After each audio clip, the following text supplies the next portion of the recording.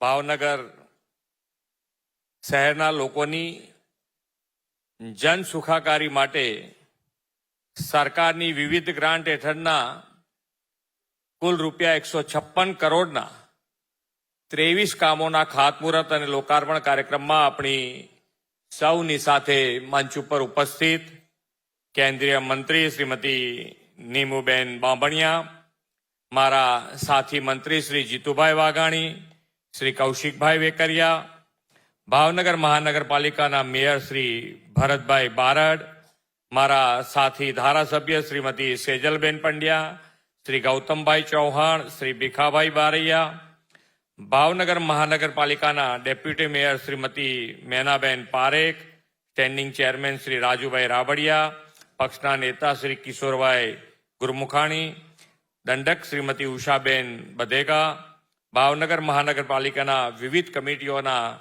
ચેરમેનશ્રીઓ, commissioner Shri એમ કે Meena, collector Shri Manish Kumar, જિલ્લા વિકાસ અધિકારી શ્રી હુનલ ચૌધરી, આમંત્રિત સર્વે મહાનુભાવો, પ્રેસ મીડિયાના મિત્રો, સૌને મારા નમસ્કાર.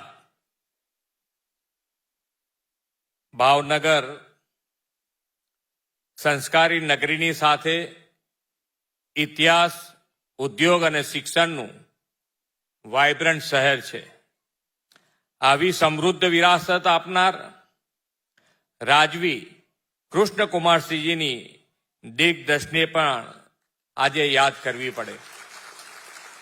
કૃષ્ણકુમારસિંહજીએ 15મી જાન્યુઆરી 1948ના દિવસે ભાવનગર સ્ટેટ દેશ હિત અને અખંડ ભારત માટે સરદાર પટેલને આપવાની ઐતિહાસિક પહેલ કરી હતી.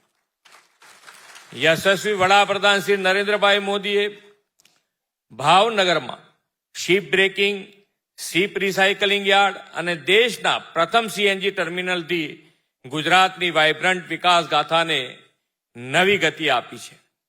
આદરણીય મોદી સાહેબે શહેરના ઇન્ફ્રાસ્ટ્રક્ચર ડેવલપમેન્ટ, સિટીઝન સેન્ટ્રિક ગવર્નન્સના કામો અને લોકોના ઇઝ ઓફ લિવિંગમાં વધારો કરતા લોકહિતના કામોનું વિઝન આપણને આપ્યું છે.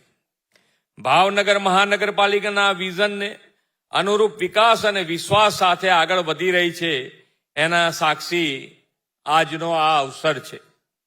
156 કરોડના 23થી વધુ વિકાસના કામોમાં પીવાનું પાણી, ટ્રાફિક, પરિવહન, પર્યાવરણ અને સ્વચ્છતા તેમજ સામાજિક સાંસ્કૃતિક વિકાસના કામો આવરી લેવામાં આવ્યા છે. અહીંયાથી હમણાં જેમ કહેતા હતા એમ કે ભાઈ, મને સ્ટેન્ડિંગ ચેરમેન એવું કહેતા હતા કે ભાઈ 1400 કરોડ રૂપિયાના કામ તો અત્યારે ચાલુ છે. 1400 કરોડ રૂપિયાના કામ.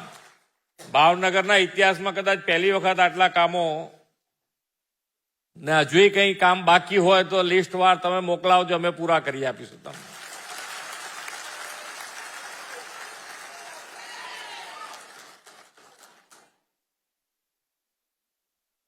પણ જે કામ થાય એનું ક્વોલિટી જળવાવી જોઈએ.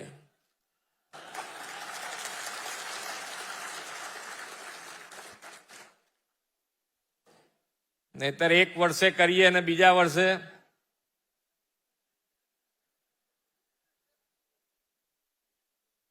એટલે ક્વોલિટી ઉપર પણ આપણે એટલું ફોકસ રાખીને હવે કામ દરેક જગ્યાએ થઈ પણ રહ્યું છે. હવે કે હવે દરેક જણની ધ્યાન રાખે છે કે ભાઈ ક્વોલિટી પણ સારી રહે, દરેકે દરેક કામની ગુણવત્તા જળવાય, એના ઉપર પણ ખૂબ સારું ધ્યાન આપવામાં આવે છે અને એ રીતે કામો આગળ વધી રહ્યા છે. આદરણીય શ્રી મોદી સાહેબ સમય કરતા 2 કદમ આગળનું વિચારનારા રાજનેતા છે.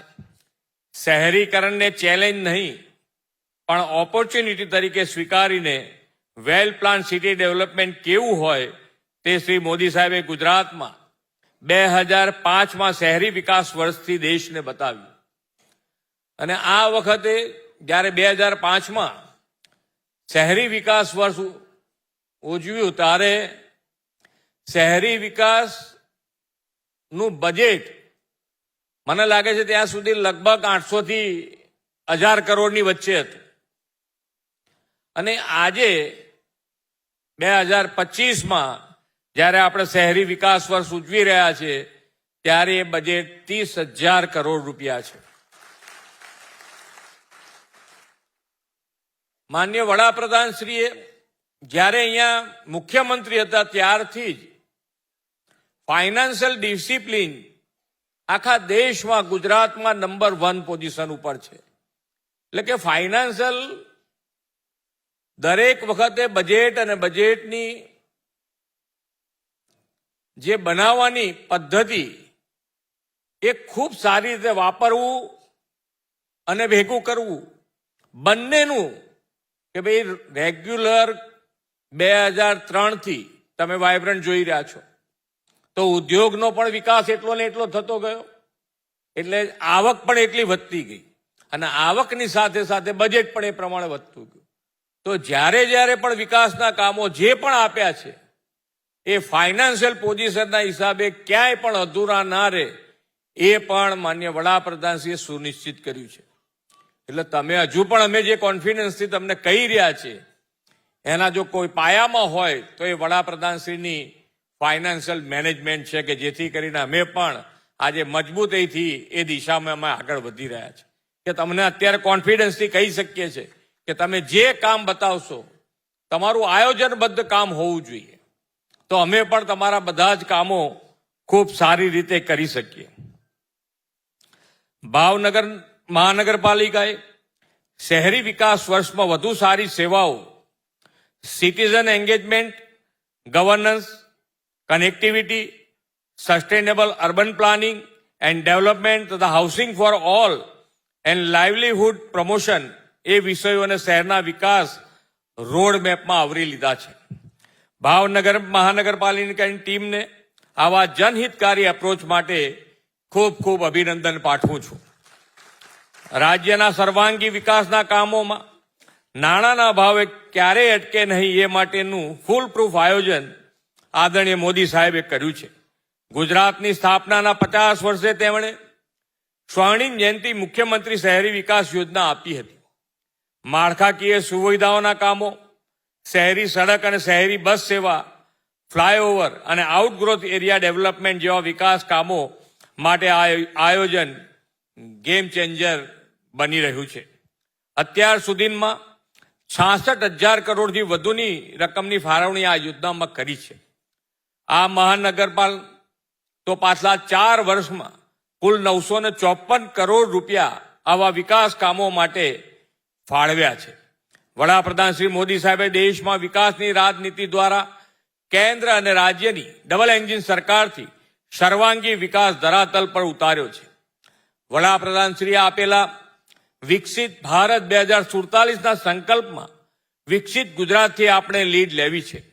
આ માટે અર્નિંગ વેલ, લિવિંગ વેલ સાથેનો વિઝન ડોક્યુમેન્ટ રોડ મેપ તૈયાર કર્યો છે. વિકસિત ગુજરાત માટે 6 ગ્રોથ હબ બનાવવાની અને પ્રાદેશિક સંતુલિત વિકાસની પણ આપણી નેમ છે. આ માટે વોકલ ફોર લોકલ અને લોકલ ફોર ગ્લોબલથી પ્રાદેશિક ઉદ્યોગોને વેગ આપવા વાઇબ્રન્ટ ગુજરાત રિજિયનલ કોન્ફરન્સ યોજી રહ્યા છીએ. હમણાં શ્રી મોદી સાહેબની ઉપસ્થિતિમાં સૌરાષ્ટ્ર કચ્છની વીજીઆરસી રાજકોટમાં આપણે સફળતાપૂર્વક પૂર્ણ કરી છે. આ વીજીઆરસીમાં ભાવનગર શહેર અને જિલ્લામાં જે પોટેન્શિયલ છે એમાં 60,000 કરોડથી વધુના રોકાણ સાથે 306 MOU આ વાઇબ્રન્ટમાં થયા છે. આ ઉદ્યોગના કારણે ભવિષ્યમાં અર્બનાઇઝેશન થવાનું છે તેને અવસર તરીકે ઉપાડીને સિટીઝન સેન્ટ્રિક ગવર્નન્સની દિશા ભાવનગર અગ્રેસર રહેશે તેવી અપેક્ષા સાથે વિરમું છું. ભારત માતા કી જય. વંદે માતરમ. જય જય ગરવી ગુજરાત.